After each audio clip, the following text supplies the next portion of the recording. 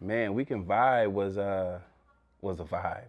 Uh, I got We Can Vibe after I left Fuse Television. Vibe is that logo, that brand has been solidified for decades. So I was like, of course, and it was a great experience. Like there's moments there that I still recollect on. Um, Being able to go to the Bahamas and interview the cast of My Wife and Kids, um, and just a whole lot of just being in places that normally we wouldn't be at. When we went to the NBA All-Star in Denver, I remember when Will Smith, he did his movie Hitch, and they had the premiere at the Statue of Liberty, or Ellis Island. I think it was Ellis Island. And we were the only black publication there. And, the media people pushed us to the back, and they wouldn't let us interview Will and Jada. And Jada walked past like, no, that's Vibe. We gotta do Vibe. So she pulled Will, and they came over and gave me an interview. Will, he was talking, the spit came on my shoulder. And so I kept it moving. I kept talking, and he was like, "You just gonna act like I didn't spit on you?" I'm like, "Well, I'm gonna sell this on eBay," And so it was cool. And We Can Vibe. I wish it had a broader network and people really understood what it did and what it was for. But yeah, that was a great experience. I think that's like that time is so far gone where you have like really like kind of like hip hop or cultural outlets for us, by us. Talk about like that time frame, because there was We Can Vibe, there was Source All Access, and then now there's none. It was tough. Well, for me, leaving Fuse, which was corporate and really white ran, and I was the token African American on that network, which was a blessing. I was the first African American host on there. Being able to transition and move to something that was us, that the producer is African American, the director, the EP, the line producer, everyone was African American, and our stories was about us and the things that we did. Even we did Vibe Fest here in Atlanta, and it was a great time to be young and black and progressive. What do you say working as We Can Vibe teach you about working with big personalities? Working with big personalities. So I had great situations with We Can Vibe because, we had big personalities on the positive side, and I had, some haters there as well, which is part of it. Man, I had a producer there that tried to sabotage me, and he later on apologized to me, like, "Yo, because I wanted your position, and so this is crazy." So I think in this industry, you're gonna have all different types of people, and you have to be able to adjust and adapt to it. And so I don't look at celebrities as big personalities as much as, Omari Hardwick just said something. I have a group chat. He said, "We are inundated with little asses in big seats." And meaning people that don't have the statue, but because of, their color, whatever, they're, on top. And so I think when you're focused on who you are, egos and personalities don't sway you from what your goal is. So I'm unswayed. What would be your favorite moment or interview for We Can Vibe? My favorite interview for We Can Vibe probably was Zoe Saldana. Yeah, when she did the movie Guess Who's Coming to Dinner with Bernie Mac and Ashton Kutcher. They built the Whole Foods in 14th Street in Manhattan, and it's just me and her going shopping, grocery shopping, and just really talking to her and her support of her culture. And this is before, I mean, she's done, she was somebody then, but she wasn't an Oscar winner at that time, you know. So seeing that, and that's one of the biggest thing for me when I meet people before they blow up or before the world knows how big they are, having that one-on-one and seeing the progression, I really appreciate that. How did you transition from hosting to then acting, or was it you were always, you know, auditioning during that time? Always.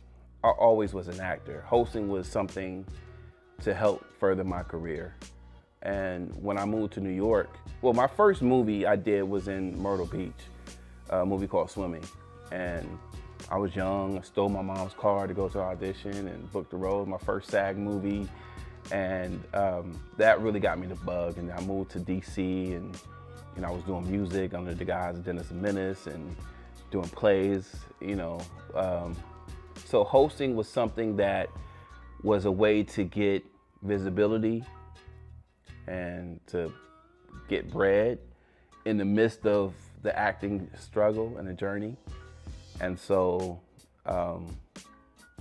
my first major film in New York was The Brave One with Jodie Foster.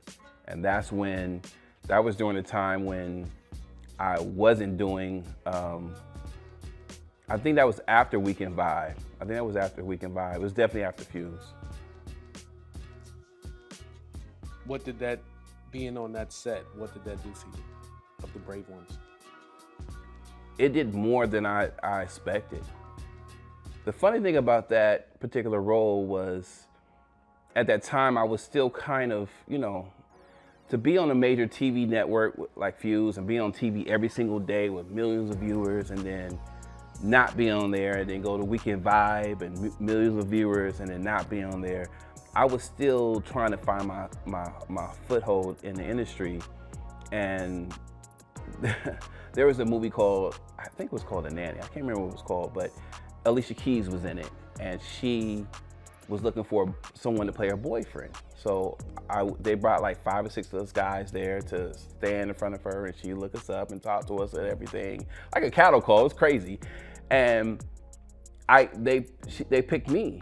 And the day I was supposed to go shoot, and I didn't have any lines in that movie, but the day I was supposed to shoot was my callback for The Brave One. And so I had to make a decision, and I decided to go to the callback.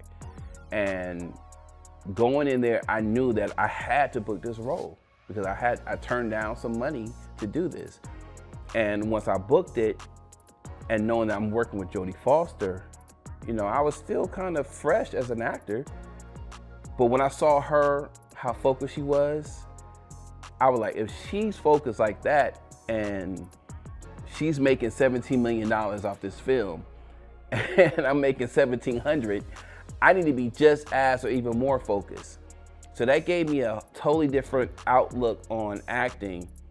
And for that scene to make the trailer, and you know, someone posted it a couple months ago, like one of their favorite scenes.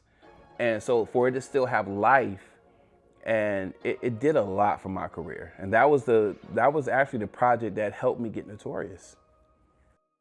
What's your favorite role that you've done?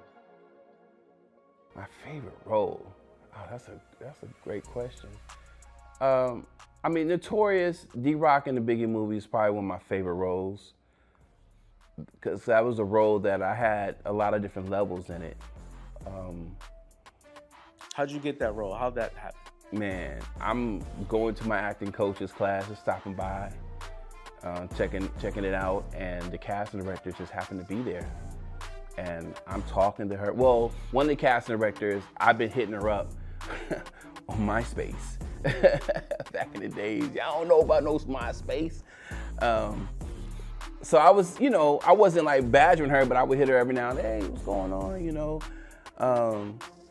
Yeah, I would love to audition for it. And I did something for the movie Honey, and R.I.P. Andre Harrell. He was produced that. We was at the party. I'm like, yo, I would love to play you in the Biggie movie. He wasn't even involved in Biggie, you know, his character, but I was just kind of putting that in the atmosphere. So I went to the acting class, and me and the casting director was talking and we got into an argument. She was like, you know, I seen your reel. I mean, it's cool, but you do a lot of gangster roles. I'm like, that's just what I get cast for, but I'm an actor. So we, you know, I put it to the test.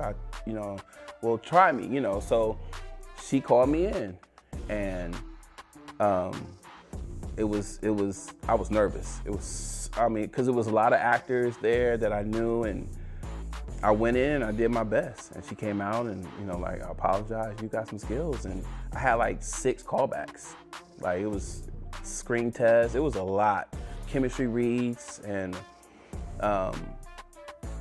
my acting coach told me that Thursday, like, Dennis, I went in and your picture is on the wall, you booked it. Friday, they had me come in for another callback, and they didn't say anything to me.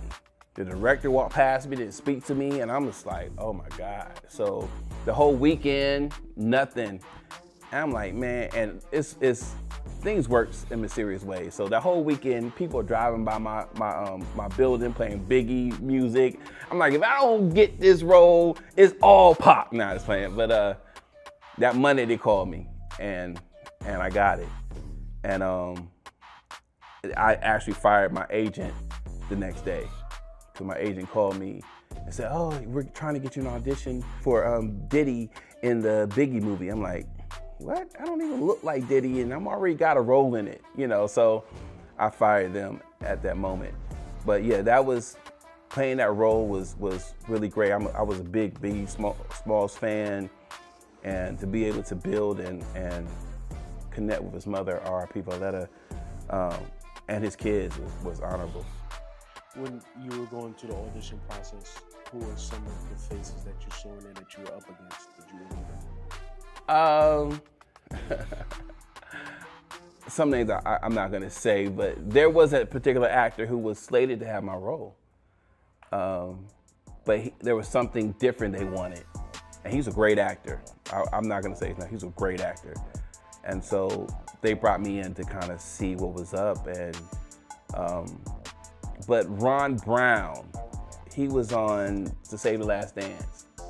So when I went to audition the first time, I saw him walk in and sign off. Oh my God, this dude is nice. Oh, I'm nervous, so I go in the bathroom trying to calm down. So I walked up and looked on the sheet, but he was auditioning for something else. So I'm like, woo. But it was a lot of names, a lot of people that wanted to be involved in that project. When was the first time that you met D-Roc, and what was that like? I met D-Roc a week before the premiere.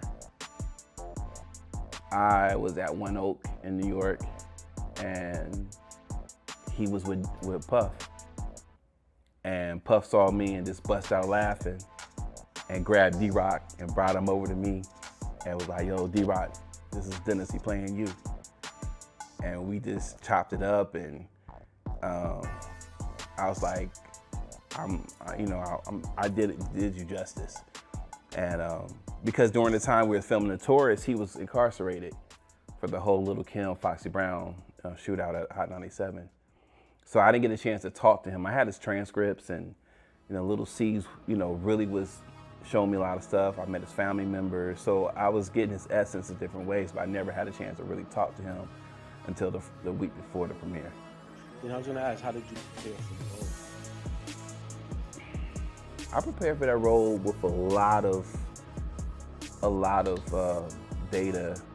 I had a homeboy that was incarcerated, so I went up to see him upstate and just sat with him. I went a couple times, just kind of get his essence from, especially before when D-Roc came home, I wanted to get his change of stature, his demeanor. I lived in Brooklyn at the time, so I would always go to his block, and just Lil C's really helped me out. Really helped me out a lot. I was gonna ask, how did C's, Junior Mafia, and those guys, how did they help with preparing you? Immediately they embraced me. Immediately. Like, it was no question, it was no vetting process. Junior Mafia, they embraced me and just told me stories. And there was a lot of folklore about D-Roc. people, security guards would tell me, yo, let me tell you about D-Roc. When he was in the tunnel, he pulled out, like it was all type of stories that people would feed me. And I met his cousins and they talked to me a lot about him. And so, and to this day, I see his family members, they come and embrace me. What was your fondest memories of working with him? Seeing Miss Valletta on set every day. Her coming to set and seeing the culmination of her upbringing and for her son to be shown on screen. And for her to have input, for her to smile in certain scenes and really embrace all of us, and how witty she was and how funny she was and how beautiful she was. That was the highlight. And then also my mom coming to set and being able to meet Valletta and Angela Bassett at the same time, that was the highlight. Yeah, so I didn't know she was there. She was pretty much there every day. Every day. Only time she wasn't there is when we shot the murder scene in LA. She didn't fly to LA for that. But that's the only time she wasn't there. How did you and Jamal Woolard vibe on the set? So I met Gravy, Jamal Woolard, before we started shooting. The casting director, Wendy McKenzie, assistant casting director, called me and was like, yo, Dennis, I want you to come with me to something. And I'm like, sure. So I met her at a place, and it was a baby shower for Jamal's daughter. And that's the first time I saw him. And I was like, oh my God, that's Biggie. That's him. And so we had such a bond on set, and we had to, and I think it permeated on screen. And so we had a great bond. And the character played C's. Mark John Jeffries. He such a energetic person on set, such a professional. He was in Losing Isaiah. He had a track record before he came, and so we would meet him. His father would play ball during set while we filming. The day off, Sundays, we all be at the gym balling, and it was really a great ensemble cast. We all got close to that, but Mark John Jeffries was a great guy. Was Puff on set a lot? Not as much as you think he was. Well, Puff is really, he has the micromanager, managing image and everything, but he wasn't there all the time. He came through at certain times, especially when they were doing scenes with him dancing, when Luke, did his performances. A funny story about that, he called George Tillman, the director, at 3 o'clock in the morning, like, yo, what are you doing? What are you doing, Playboy? I need you to bring Luke to the studio. It was like 3 o'clock in the morning.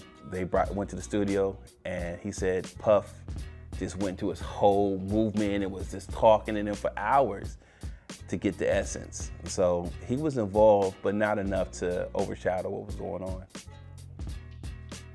Outside of that, you have any other stories or memories from working on that film?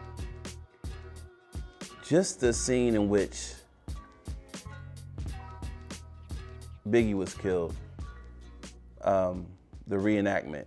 It was such a crazy, because we shot it at the Peterson Automotive Gallery on the same spot. So to be there and to know that in film, when there's something of that magnitude, especially when it's a true event and that's on the schedule, the whole day is a reverence because we know we're getting to that scene.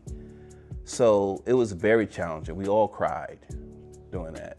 And I almost died on that day. So we had an extra who was supposed to sit in the car, like the driver. He wasn't supposed to drive off. So when I hop in the car, and we cut, he drives off. So I'm hanging out the car. I'm like feet in the air, I'm holding on. And they wet the concrete to reflect the light. So we're fishtailing, and I'm hanging. Oh my, it was crazy. He got fired immediately. But that time was such a monumental time in the film and in our careers because we actually felt the brevity of it. Yeah. What's one lesson Hollywood taught you the hard way? Lesson that Hollywood taught me is that at the end of the day, if you go after what you want, you'll make it in spite of everything. There was a point in time where I got blackballed in Hollywood for about 3 or 4 years.